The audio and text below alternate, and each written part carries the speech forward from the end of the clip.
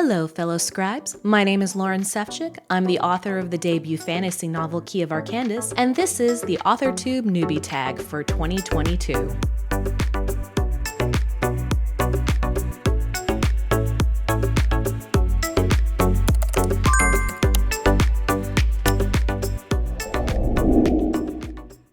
To help this fledgling channel grow, please like, comment, and subscribe. Set your notification heralds to full hear ye mode. Now let's go ahead and get started, shall we?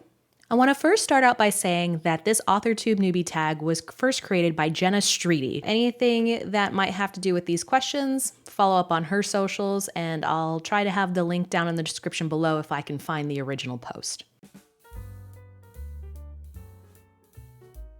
What I was looking for back in 2018 was to determine whether or not YouTube had online book reviews. And by that measure, I stumbled upon BookTube. And then from there, I went ahead and typed in AuthorTube on the search channel where that all popped up. So that was back in 2018. And I actually did try to start a channel back then. But at the time, I had only a really crappy cell phone that could not record for anything. And so I waited a while before I had enough finances to afford a little bit more tech equipment that would allow me the ability to record and capture audio and video for these particular moments.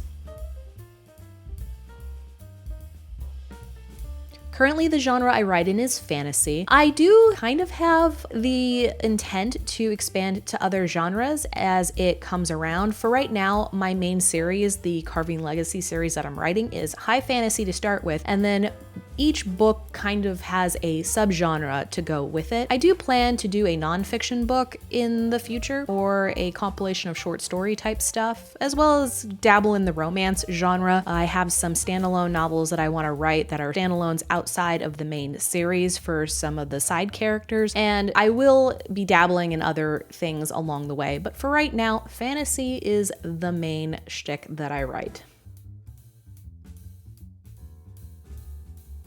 I do prefer writing in third-person omniscient, but a long time ago, an editor of mine told me that that was not the thing, and that first-person point of view solely from the protagonist or the main storyteller tends to be the more popular flair these days. As a compromise, I did more of a first-person limited, and from chapter to chapter, it sometimes hops between the characters where each chapter is told from, as I do focus more on telling the overall plot of the story, and I want to make sure readers have certain information that one particular character will not have the entirety of. And so this was kind of the compromise. The first person limited point of view is where right now I am writing my entire series off of. And in the future, I might change to different POV styles for different books, but I like to maintain a level of consistency when it comes to what I'm, the point of view I'm writing for this particular series and all of its subsequent books that follow after that. I also right now just tend to write adult. However, I don't write adult material for only explicit or graphic content. I write adult in the fact that most of my characters are over the age of 18, and therefore a lot of the issues and or challenges that they come across are more adult in nature as far as how the expectations of approach versus a child or teenager. And the fact that since I am an adult to some degree, I have a better connection with more adult protagonists as opposed to writing for teens these days. However, that doesn't mean that any of my support characters don't have those varying age ranges. But I find that a lot of my readership currently is around the college age demographic, which is fine because Sarone is about 24. So that means anyone in their mid-20s, early 30s could probably relate to that first stepping out and becoming an adult kind of thing. I am very much a planster. I do like to outline the book from start to finish after a great deal of brainstorming, and typically I will review the scenes in my head and pitch them and adjust them as I see fit before I do the outline by chapter. Then along the way, as I'm writing the manuscript, if I come across a situation where the story is not working or the characters end up progressing in a direction that kind of veers elsewhere, I will take a moment to stop and rework the rest of the outline so that it it works and fits with everything. I like to keep it very structured so that I stay on time and in tune with my milestones and deadlines, but at the same time, I don't want to give myself such a rigid regime that I don't have the ability to flex in the event my characters or the plot or story needs to go in a different direction. So typically when I'm doing my outline, every bullet point I make, it's just a few sentences that outline what the goal of that chapter is meant to accomplish as far as the event, activity, or scene. And therefore it allows me, every time I sit down, I at least have the goal in mind of this is what I'm writing towards, and yet I don't dictate how my characters come to that point in the scene, which gives me the open opportunity to write with the flow of what I'm supposed to achieve, while at the same time just letting the characters do what they need to do to get to this point. After weighing my pros and cons between the self-published, indie publish, and traditional publish options, I ultimately went with self-publishing, namely because intellectual property rights and retaining those rights mean the most to me, and I value them. I want to be able to expand the intellectual property into other avenues, whether it's games, digital downloads, and other products and goods. If I sell my intellectual property to a publisher, I'm basically locked into whatever they decide to do, and therefore that wasn't going to work out for me, because I also, if they don't believe in the project and I still do, I want the ability to keep going regardless if another third party believes in it or not. So ultimately those were the elements that meant the most to me, which came to the self-publishing decision in the long run.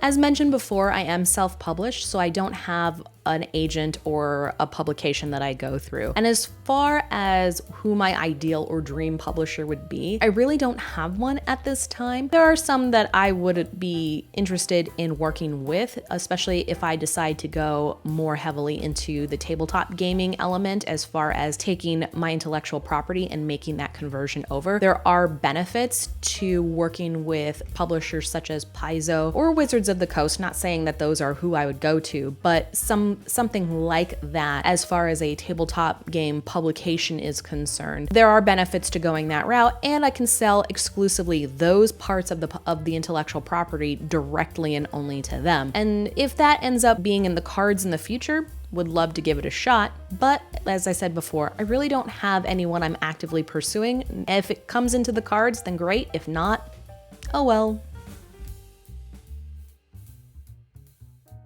For me, this channel is going to be a mixed medley of things, not only for AuthorTube, but I'm having BookTube, live streams, gaming playthroughs, and random thoughts on topics all together. But this isn't just exclusively an AuthorTube channel, but for the parts that are, most of the things that I'm going to be talking about are topics and experiences that I've gone through. Therefore, the AuthorTube portion of this channel as a whole is probably going to be just a fraction of the general picture. But as far as AuthorTube topics are concerned, definitely going to be more personalized material, things that I've experienced that I would like to share with others, and maybe open conversations as opposed to just straight writing advice. I've been writing since I was a child, but I could not even begin to give you a date. Writing has always been an important part of my life, and I've always had a love for the written word. So I wish I could drum up when I started writing, but honestly, I cannot.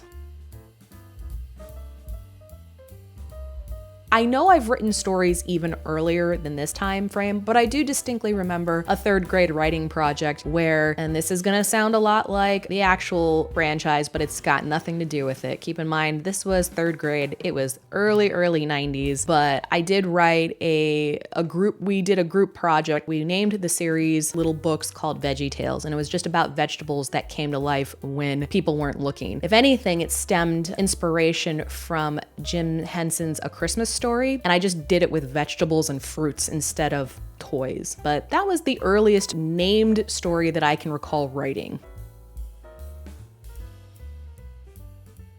It's hard to answer this one because there are I don't really follow one author. I like stories from all over the place. I might like a particular story or series from a writer, but then I don't follow any of the other works. Like Bernard Cornwell, I love the Saxon series, but I haven't read anything else outside of that. As far as mangaka are concerned, I like Arina Tanemura. She has about 2 series that I enjoy, but I don't inspire my writing strictly from her. There's also all of the nameless faces behind writing franchises for video games, such as the Dragon Age series, which I know they have lead writers, but there's more than one behind that team, as well as I enjoy the writing structure of the 2 creators behind Avatar: The Last Airbender and other components like that. So I don't really have a favorite author that I draw direct inspiration from. I have a pool of storytellers that I enjoy their works and I enjoy and get inspiration from the types of stories they like to tell.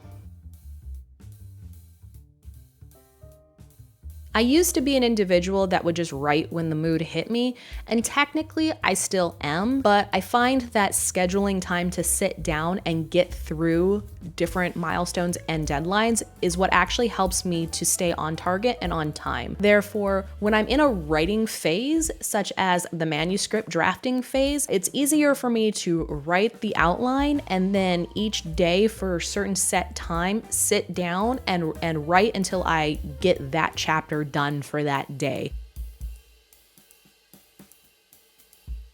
I use a mixed medley of both. Whenever I'm doing the brainstorming process or taking extra notes along the way, I'm always doing it pen to paper. I find that writing notes in a notebook helps me keep things organized as I'm going through material. But when it comes to actually writing the manuscript and doing the editing portions, that's all done on computer. I use a mixed blend of Microsoft Word and Scrivener at the moment, and I bounce between those 2 tools depending on what I need to do. So it's kind of a mixed medley, but it all comes together as one final product. I'm looking forward to honestly promoting my book. Ever since I published it back in 2020, it's been a challenge to try to get the word out there. I like YouTube because not only does it allow me to talk about my material, but it allows me to talk about other topics and things that will help bring a community together. Therefore, I'm really looking forward to building a small community, allowing the open conversation in the process of storytelling to be yet another avenue on this particular channel with many others. I'm looking forward to doing more collaboration work with other authors and creators, as well as being able to share, open, and converse with everyone. So again, if you have a comment or a question or anything like that, by all means, reach out to me, whether it's via my website or through this channel or through any other social media platform that I have listed in the description below. Always a pleasure to get to converse with others who are either a fan of the writing and or writers themselves and want to open dialogue with me.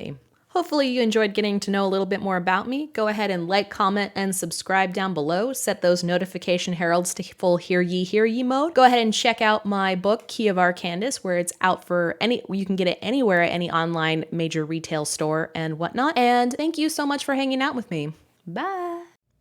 Check out my fantasy novel, Key of Our Candace, through any major online book retailer such as Barnes & Noble and Amazon. Or you can support your local bookstore by having them request a copy through their distribution channels. Links are in the description below.